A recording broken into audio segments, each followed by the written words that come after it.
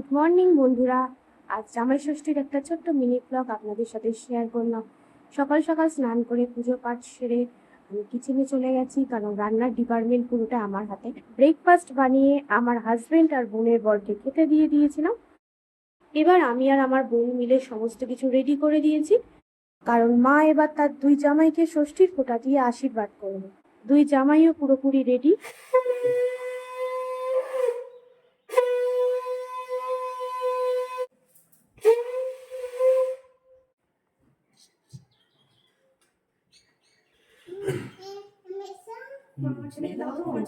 মা একে একে আশীর্বাদটা সেরে নিল। প্রথমে আমার হাজবেন্ড, তারপর আমার বোনের বরকে আশীর্বাদ করে মিষ্টি মুখ করে এবার জামাই ষষ্ঠীর রিচুয়ালসটা কমপ্লিট করল।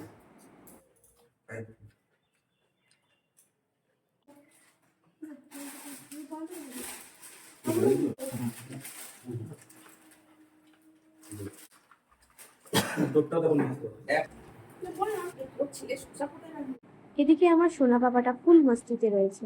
ও কি করবে ঠিক করেই পাচ্ছিল না। ওর মেশো ওকে একটু মিষ্টি খাইয়ে দিচ্ছিল, এরপর তারা চলে গেছিল পেয়ারা পাড়তে। এদিকে রান্না বান্না কমপ্লিট করে একে একে সব পদগুলো সাজিয়ে দুই জামাইকে খাবারটা পরিবেশন করে দিয়েছিলাম।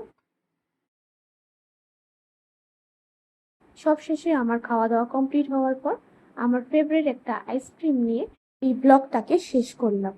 কেমন লাগলো এই মিনি ব্লগটা কমেন্টে অবশ্যই জানাবেন।